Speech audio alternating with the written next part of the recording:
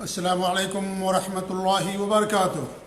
الحمدللہ رب العالمین والعاقبۃ للمتقین ولا عدوان الا علی الظالمین واشهد ان لا الہ الا اللہ وحدہ لا شریک لہ واشهد ان محمدا عبدہ ورسولہ المبعوث رحمۃ للعالمین صلوات اللہ وسلامہ علیہ وعلی آلہ وعلی اصحابہ ومن اہتدی بہدیہ واستنى بسنتہ الی یوم الدین وبعد۔ قیامت کی چھوٹی نشانیوں کا تذکرہ آپ کے سامنے لگاتار ہر اتوار کیا جا رہا ہے۔ آج بھی چھوٹی نشانیوں میں سے ایک نشانی کا تذکرہ ہوگا اور وہ نشانی ہے مدعیان نبوت کا ظہور، یعنی ایسے لوگ پیدا ہوں گے جو جھوٹے ہوں گے، دجال اور کذاب ہوں گے اور نبوت کا دعویٰ کریں گے۔ ختم نبوت کا عقیدہ اسلام کا بنیادی عقیدہ ہے۔ اللہ رب العالمین نے لوگوں کی ہدایت کے لیے انبیاء کرام کے مبارک سلسلے کو دنیا کے اندر قائم فرمایا، جس کی آخری کڑی آخری نبی جناب عربی محمد رسول اللہ صلی اللہ علیہ وسلم تھے۔ اللہ رب العالمین نے آپ پر نبوت اور رسالت کو ختم کر دیا۔ آپ آخری نبی ہیں، قرآن اللہ تعالیٰ کا آخری کلام ہے، اور اللہ کے رسول صلی اللہ علیہ وسلم کی امت آخری امت ہے۔ اب نہ کوئی کتاب دنیا کے اندر نہیں آئے گی، نہ کوئی نئی امت آئے گی، اور نہ ہی کوئی نبی دنیا کے اندر آئے گا، کیونکہ اللہ رب العالمین نے جو شریعت آپ کو دی وہ کامل شریعت ہے، ہر زمانے کے لحاظ سے ہے، ہر دور کے لحاظ سے ہے۔ اس سے پہلے جو شریعتیں ہوا کرتی تھیں وہ کامل نہیں ہوتی تھیں، اسی لیے ان کی تجدید کی ضرورت پڑتی تھی۔ تو اللہ رب العالمین انبیاء کرام کو دنیا کے اندر بھیجا کرتا تھا، لیکن جو شریعت اللہ رب العالمین ہمارے نبی صلی اللہ علیہ وسلم کو دی وہ کامل شریعت دی، اور اللہ نے دین کو آپ پر کامل کر دیا۔ الیوم اکملت لکم دینکم واتممت علیکم نعمتی ورضیت لکم الاسلام دینا۔ دین مکمل کر دیا گیا ہے، نعمت پوری کر دی گئی ہے، لہٰذا اب کسی نئی شریعت کی، کسی نئے دین کی قطعاً ضرورت نہیں ہے۔ اللہ علیم و خبیر ہے۔ قیامت کے آخری صبح تک جو چیزیں انسانوں کے لیے مفید تھیں ان تمام چیزوں کا حکم اللہ رب العالمین نے قرآن کریم کے اندر دے دیا، حدیث کے اندر دے دیا گیا، اور جو چیزیں مضر نقصان دہ تھیں ان تمام چیزوں سے ان کو روک دیا گیا۔ لہٰذا اب کسی نئی چیز کی یا کسی نئے دین اور شریعت کی قطعاً ضرورت نہیں ہے۔ آپ آخری نبی ہیں، اس لیے بنیادی عقیدہ ہے۔ اگر کوئی عقیدہ نہیں مانتا ہے، آپ کو آخری نبی رسول تسلیم نہیں کرتا ہے، وہ مسلمان نہیں ہے، وہ کافر ہے۔ اس پر تمام مسلمانوں کا، ہر مسلمان کا، ہر عالم دین کا، ہر مسلمان کا، خواہ عالم ہو یا جاہل، چھوٹا ہو یا بڑا، مرد ہو یا عورت، سب کا اس بات پر اتفاق ہے کہ جو ختم نبوت کا انکار کرے، آپ کو آخری نبی نہ مانے، وہ مسلمان نہیں ہے، وہ کافر ہے۔ اللہ رب العالمین نے قرآن کریم میں آپ کو خاتم النبیین قرار دیا ہے۔ اللہ فرماتا ہے ما کان محمد ابا احد من رجالکم ولکن رسول اللہ وخاتم النبیین وکان اللہ بکل شیء علیما۔ آپ آخری نبی ہیں، آخری رسول ہیں، لہذا نبوت کا دروازہ اللہ رب العالمین نے ہمیشہ کے لیے بند کر دیا ہے۔ اب اگر کوئی نبوت کا دعویٰ کرتا ہے وہ جھوٹا، دجال اور کذاب ہے، مکار ہے، فریبی ہے، جہنمی ہے، ملعون ہے۔ اگر وہ توبہ نہیں کرتا ہے اور اسی پر مر جاتا ہے تو واصل جہنم ہوگا، ہمیشہ میں جہنم کے اندر رہے گا اور کبھی بھی وہ جہنم سے نہیں نکلے گا۔ تو بنیادی عقیدہ ہے ختم نبوت کا کہ اب آپ کے بعد دنیا کے اندر کوئی نبی نہیں آئے گا۔ اللہ کے رسول صلی اللہ علیہ وسلم کا ارشاد ہے کہ میری اور انبیاء کی مثال اس خوبصورت محل جیسی ہے جسے بڑا خوبصورت بنایا گیا، لیکن اس میں ایک اینٹ کی جگہ چھوڑ دی گئی۔ دیکھنے والے اس عمارت کی خوبصورتی کا اور اس کی سجاوٹ کا ذکر کرتے ہیں، خوب داد دیتے ہیں، لیکن یہ بھی کہتے ہیں کہ یہ جو اینٹ کی ایک جگہ خالی ہے کاش اسے پر کر دی جاتی۔ تو آپ فرماتے ہیں کہ میں وہ آخری اینٹ ہوں اور مجھ سے اس آخری اینٹ کی جگہ کو پر کر دیا گیا ہے، لہٰذا میں خاتم النبیین ہوں اور میرے بعد اب کوئی دنیا کے اندر نبی نہیں آئے گا۔ یہ بخاری اور مسلم کی روایت ہے۔ اس طریقے سے غزوہ تبوک کے موقع پر اللہ کے رسول صلی اللہ علیہ وسلم نے علی رضی اللہ تعالیٰ عنہ کو مدینہ منورہ میں جب اپنا جانشین مقرر کیا، آپ جب مدینہ چھوڑ کر کے جنگوں کے لیے جایا کرتے تھے تو آپ مدینہ کے اندر کسی کو اپنا امیر یا اپنا جانشین مقرر کر دیا کرتے تھے، وہ لوگوں کو نماز پڑھاتے تھے اور اس طریقے سے امور اور چیزوں کی دیکھ بھال کیا کرتے تھے، تو آپ انہیں اپنا جانشین بنا کر کے جایا کرتے تھے۔ تو آپ نے علی رضی اللہ تعالیٰ عنہ کو غزوہ تبوک کے موقع پر جانشین بنایا اور کیا فرمایا، انت منی بمنزلۃ ہارون من موسیٰ الا انہ لا نبی بعدی، کہ تمہارا وہی مقام ہے جو ہارون کو موسیٰ علیہ السلام کے ساتھ تھا، البتہ میرے بعد کوئی نبی نہیں ہوگا۔ ہارون نبی تھے اور حضرت موسیٰ علیہ السلام ہی نے اللہ تعالیٰ سے دعا کی کہ اللہ رب العالمین میرے بھائی ہارون کو نبوت عطا فرما۔ اللہ نے ان کی دعا قبول فرمائی اور ہارون علیہ السلام کو ان کا مددگار بنا کر کے، نبی بنا کر کے مبعوث کیا۔ تو آپ فرماتے ہیں کہ میرے بعد کوئی نبی نہیں ہوگا، تم مدینہ کے جانشین ہو میری غیر موجودگی میں جب تک میں سفر سے واپس نہ آ جاؤں، لیکن تم نبی نہیں ہو کیونکہ ہمارے بعد دنیا کے اندر کوئی نبی نہیں آئے گا۔ ایک حدیث میں آپ نے فرمایا کہ انا آخر الانبیاء وانتم آخر الامم، میں نبیوں میں سب سے آخری نبی ہوں اور تم امتوں میں آخری امت ہو۔ ابن ماجہ کی روایت ہے، ابن خزیمہ کی روایت ہے، صحیح روایت ہے۔ اور ایک حدیث میں آپ فرماتے ہیں کہ بنو اسرائیل کی رہنمائی انبیاء کرتے تھے، جب کسی کی نبی کی وفات ہو جاتی تھی تو دوسرا نبی ان کا جانشین بن جاتا تھا۔ ہاں یاد رہے، لا نبی بعدی، میرے بعد کوئی دوسرا نبی نہیں آئے گا۔ یہ بخاری اور مسلم کی روایت ہے۔ اللہ کے رسول صلی اللہ علیہ وسلم کی پیشین گوئی ہے، اور یہ بھی قیامت کی نشانیوں میں سے ایک نشانی ہے کہ جھوٹے نبوت کے دعوے دار پیدا ہوں گے اور امت مسلمہ کے اندر فتنہ اور فساد پھیلانے میں اپنی پوری قوت صرف کر دیں گے، اور ایسے لوگوں کی تعداد 30 کے قریب ہوگی۔ آپ صلی اللہ علیہ وسلم کا ارشاد ہے، قیامت اس وقت تک قائم نہیں ہوگی جب تک 30 کے قریب دجال اور کذاب نہ پیدا ہو جائیں۔ ان سب کا دعویٰ ہوگا کہ وہ اللہ کے رسول ہیں۔ یہ صحیح بخاری کی روایت ہے، اور بعض حدیثوں کے اندر 27 مدعیان نبوت کا ذکر ملتا ہے، جن میں سے 4 عورتیں ہوں گی۔ حذیفہ رضی اللہ عنہ سے روایت ہے کہ اللہ کے رسول نے فرمایا، میری امت میں 27 دجال اور کذاب پیدا ہوں گے، ان میں سے 4 عورتیں ہوں گی، حالانکہ میں ہی خاتم النبیون ہوں، میرے بعد کوئی نبی نہیں ہے۔ مسلم احمد اور طبرانی اور بزار کی روایت ہے۔ اس طریقے سے ثوبان رضی اللہ تعالیٰ عنہ سے روایت ہے کہ اللہ کے رسول صلی اللہ علیہ وسلم نے فرمایا کہ قیامت اس وقت تک نہیں آئے گی جب تک میری امت کے کچھ قبیلے مشرکین سے نہیں مل جاتے اور بتوں کی عبادت شروع نہیں کر دیتے۔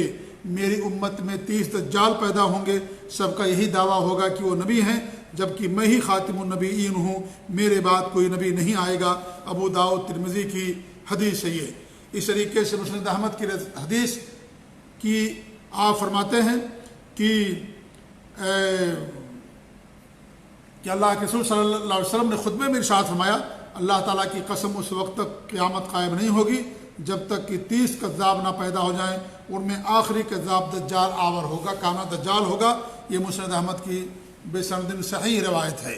تو ان تمام حدیثوں سے بات معلوم ہوتی ہے کہ نبوت کے مدعین پیدا ہوں گے، جھوٹے دعوے دار پیدا ہوں گے، اور وہ اپنے آپ کو نبی باور کرانے کی کوشش کریں گے، جبکہ وہ سب کے سب جھوٹے ہوں گے۔ اور سب سے جو آخری دجال جو ہوگا نبوت کا دعوے دار، وہ دجال ہوگا جو قیامت کی بڑی نشانیوں میں سے ایک بڑی نشانی بھی ہے، اور جسے عیسیٰ علیہ السلام قتل کریں گے اور اس کے فتنے سے پوری دنیا کو محفوظ کر دیں گے اللہ تعالیٰ کے فضل کے بعد۔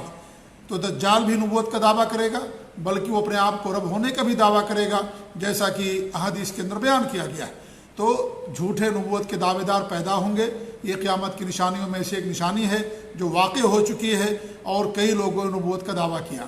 اب یہاں ایک اشکال پیدا ہوتا ہے کہ ہمارے نبی نے یہ فرمایا کہ 30 دجال پیدا ہوں گے نبوت کے دعوے دار، تو اس کا کیا مطلب ہے؟ تو اس کا مطلب علماء نے یہ بیان کیا ہے کہ دجال یا نبوت کے دعوے دار 30 سے زیادہ بھی ہو سکتے ہیں، اور لیکن 30 وہ لوگ ہوں گے جن کی طاقت ہوگی، شان و شوکت ہوگی، ان کا ذکر ہوگا، اور اس طریقے سے ان کا فتنہ زیادہ بڑا اور عام ہوگا، ورنہ نبوت کے دعوے دار اس سے بھی زیادہ ہو سکتے ہیں، کیونکہ یہاں پر مراد کثرت ہے، خاص تعداد مراد نہیں لی گئی، خاص تعداد یہاں پر مراد نہیں لی گئی ہے، اس سے زیادہ بھی پیدا ہو سکتے ہیں۔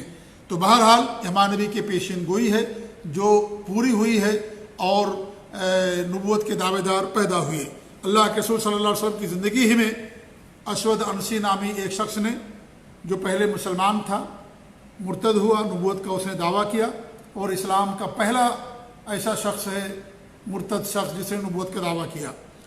اس کے سپاہیوں نے یا اس کے ماننے والوں نے صرف 4 ماہ کی مدت میں یمن کے اکثر حصے پر قبضہ کر لیا تھا۔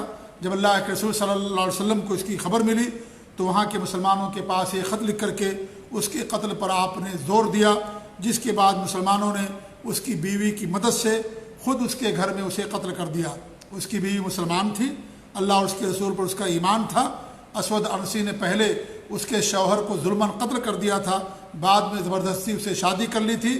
اسود عنسی کے قتل کے بعد اس کا فتنہ ختم ہوا اور اسلام کا وہاں بول بالا ہوا، اور اس کذاب کی تقریباً یمن کے اندر 3 یا 4 ماہ بتائی جاتی ہے کہ اس کا کنٹرول تھا یمن کے حصے پر۔ دوسرا شخص یا ایک اور جس نے نبوت کا دعویٰ کیا طلحہ بن خویلد اسدی ہے، اس نے بھی نبوت کا دعویٰ کیا تھا اور جس سے کئی بار مسلمانوں نے قتال کیا۔ آخر میں اس نے توبہ کر لی تھی اور اسلام کی طرف لوٹ آیا تھا، اور اسلام کی خاطر انہوں نے بڑی قربانی بھی دی، اور جنگ نہاوند میں وہ شہادت سے بھی سرفراز ہوئے۔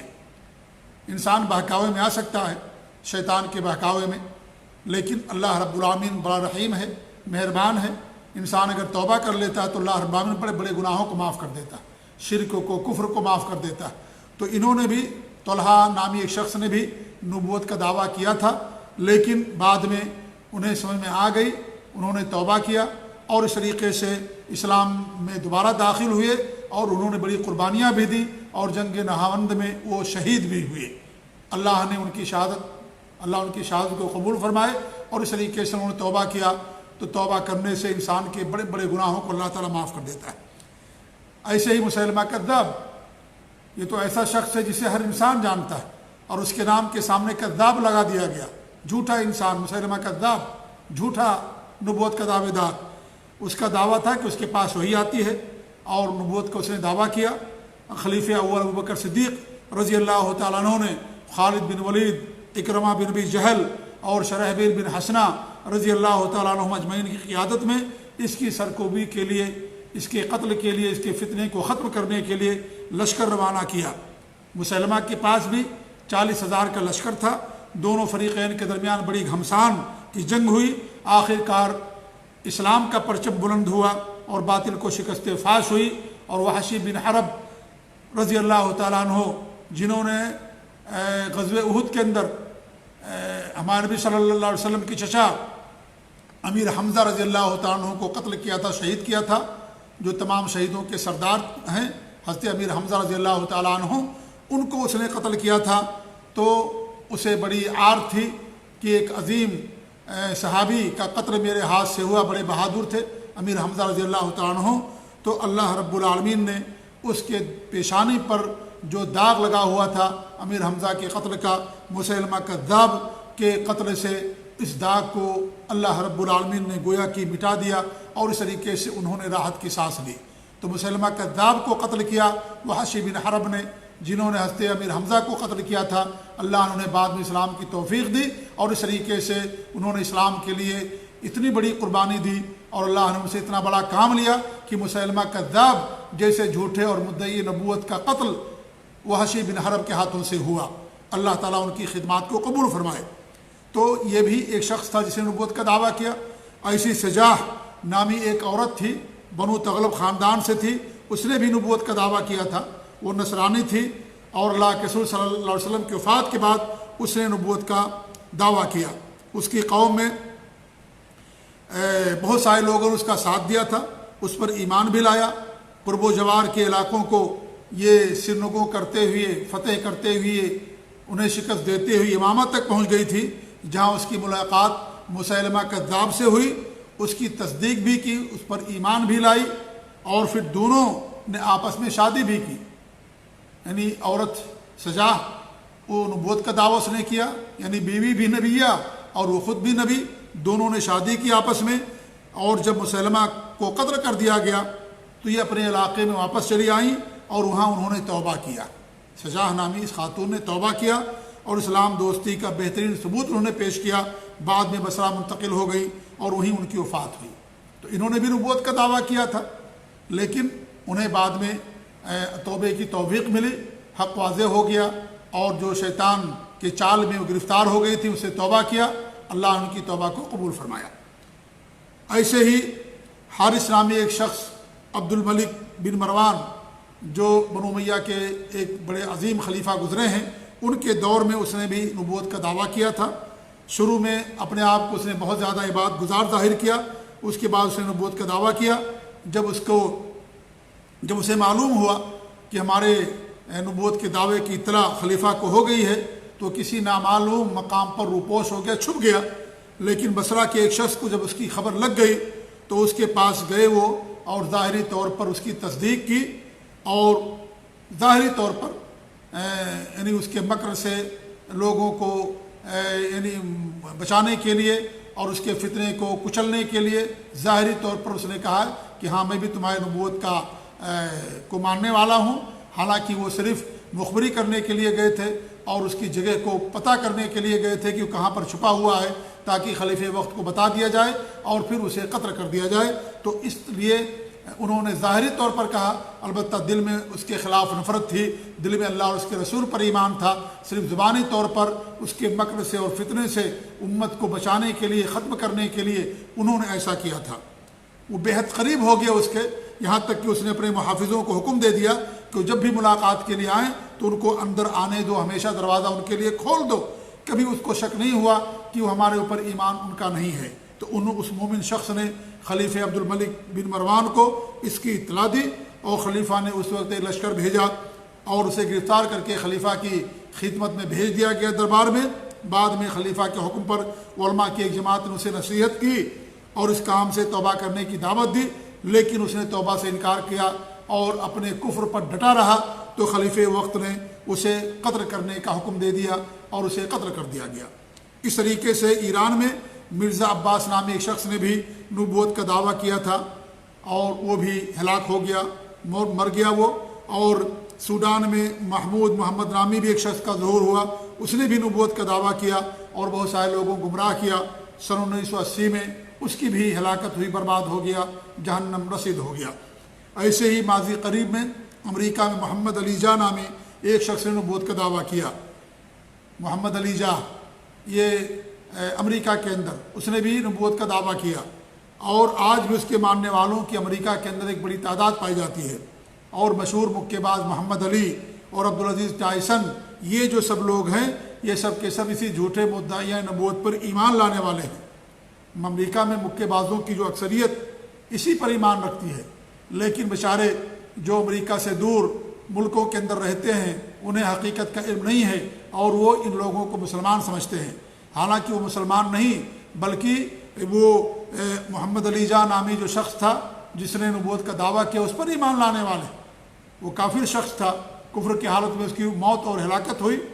لہٰذا یہ سب محمد علی اور عبدالعزیز ٹائسن اور اس طریقے سے اور لوگ عام طور پر جو وہاں مکے باز اور کھلاڑی اور اس طریقے کے لوگ جو بظاہر کرتے ہیں کہ مسلمان ہو گئے ہیں، میرے بھائی وہ حقیقت میں مسلمان نہیں ہوتے، ایک کفر سے نکل کر کے دوسرے کفر کے اندر جاتے ہیں اور محمد علی جاہ کے اوپر ایمان لاتے ہیں، اس کو اپنا نبی تسلیم کرتے ہیں۔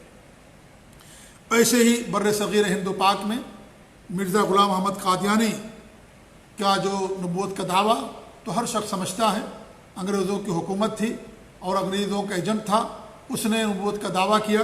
پہلے اس نے مجدد کا دعویٰ کیا، پھر مسیح ہونے کا دعویٰ کیا، اور آخر میں اس نے نبوت کا دعویٰ کیا، اور اس طریقے سے سن 1908 میں حیضہ کی بیماری میں حمام کے اندر ہلاک و برباد ہوا۔ اور جس شخصیت نے سب سے زیادہ اس کا تعاقب کیا، کامیاب تعاقب کیا، وہ تھے علامہ ابوالوفا ثناء اللہ مرسی رحمۃ اللہ علیہ، جنہیں فاتح قادیان کہا جاتا ہے، اور جن کے بارے میں بات مشہور ہے کہ اگر رات میں کوئی فتنہ پیدا ہوتا ہے تو سورج نکلنے سے پہلے اس فتنے پر رد کرنے کے لیے وہ ان کا قلم تیار ہو جاتا تھا۔ اہل حدیث نامی ایک پرچہ انہوں نے جاری کیا تھا، اور اس اہل حدیث نامی مجلہ کے اندر یہ جو مرزا غلام احمد قادیانی تھا اس کا تعاقب کرتے رہتے تھے، اور اس طریقے سے ہمیشہ اس کی تردید کرتے تھے، اور بہت ساری کتابیں لکھی اس کی تردید میں اور اس کے فتنے کو لوگوں کے سامنے بیان کرنے میں، یہاں تک کہ مرزا غلام احمد قادیانی عاجز آ گیا اور اس نے مباہلے کی دعوت دی، اور خود اس نے کہا کہ اگر میں جھوٹا ہوں تو میں ان کی زندگی میں مر جاؤں، اور اگر وہ جھوٹے تو میری زندگی مر جائیں۔ اور آخر کار ایسے ہی ہوا، وہ جھوٹا 1908 میں حیضہ کی بیماری میں حمام کے اندر، ٹوائلٹ کے اندر جہاں لوگ غلاظت کرنے جاتے ہیں، پیشاب پیخانہ کرنے جاتے ہیں، وہاں جا کر کے اس کی ہلاکت اور بربادی ہوئی اور ہمیشہ کے لیے واصل جہنم ہوا 1908 کے اندر۔ اور علامہ فاتح قادیان ثناء اللہ مرسلی رحمۃ اللہ علیہ اس کے بعد بھی کئی سالوں تک زندہ رہے، یہاں تک کہ ہندوستان آزاد ہوا، اور آزادی کے بعد علامہ ثناء اللہ مرسلی رحمۃ اللہ علیہ پاکستان آئے، اور پاکستان میں سن 1960 کے بعد ان کی وفات ہوئی۔ آپ سوچیں، اس نے خود ایسا مباہلے کی دعوت دی تھی، اور خود وہ فاتح قادیان کی زندگی میں ہلاک ہوا اور اس طریقے سے موت کے گھاٹ اتر گیا۔ مرزا غلام احمد قادیانی سب سے زیادہ جس نے ان پر رد کیا وہ علامہ ثناء اللہ مرسلی رحمۃ اللہ علیہ تھے۔ ایک اس کے جھوٹ کا پردہ فاش کیا، کئی کتابیں لکھی اس کی تکذیب پر اور اس کے جھوٹے دعوے پر۔ اور اس طریقے سے علامہ محمد حسین بٹالوی رحمۃ اللہ علیہ، یہ بھی مسلک اہل حدیث سے تعلق رکھنے والے تھے، انہوں نے بھی باقاعدہ کئی علماء کے فتوے پر ایک کتابچہ جاری کیا تھا، شائع کیا تھا، جس میں اس کے کفر پر علماء کے فتوے تھے۔ تو سب سے زیادہ ختم نبوت کی جس نے پاسبانی کی ہے، اور ختم نبوت کی جس نے سب سے زیادہ یعنی اس عقیدے کی حفاظت کی ہے، وہ مسلک اہل حدیث، علماء اہل حدیث ہیں، جماعت اہل حدیث ہے۔ یہ طر امتیاز اور یہ فخر اور شرف مسلک اہل حدیث کو حاصل ہے کہ سب سے زیادہ انہوں نے ختم نبوت کی پاسداری کی ہے اور اس کی حفاظت اور صیانت کی ہے۔ اللہ تعالیٰ اس جماعت کو ہمیشہ قیامت تک باقی رکھے اور باقی رہے گی۔ اللہ کے رسول صلی اللہ علیہ وسلم کی حدیث ہے کہ ایک جماعت ہمیشہ سے حق پر ہے اور قیامت تک باقی رہے گی، اور یہ جماعت یہی ہے سلف صالحین کے نقش قدم پر چلنے والی جماعت، مسلک اہل حدیث، جماعت اہل حدیث۔ تو الحمدللہ سب سے زیادہ ختم نبوت کی جس نے حفاظت کی ہے وہ مسلک اہل حدیث اور جماعت اہل حدیث سے تعلق رکھنے والے علماء۔